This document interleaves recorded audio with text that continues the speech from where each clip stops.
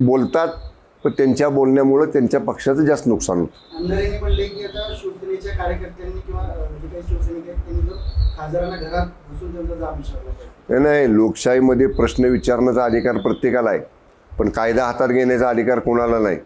आम्ही राज्य सरकारचे प्रतिनिधी आहोत, शेवटी सरकार म्हणून आम्ही इथं आहोत.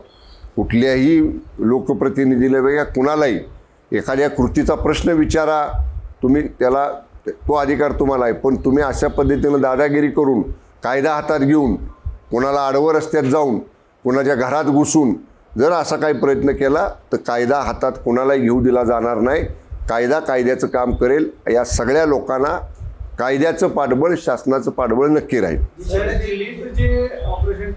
एकदाच सांगितलेलं आहे, शिंदे साहेब जो निर्णय घेतील पक्षामध्ये मुख्य नेते म्हणून तो आम्हाला सगळ्यांना मान्य असेल.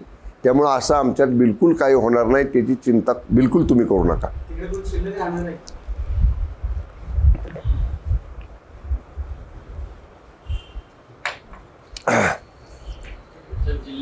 त्यांच्याकडं शिल्लक ठेवण्याचा प्रयत्न त्यांनी करावा. आमच्याकडं ओघ वाढेल हा प्रयत्न आम्ही करू.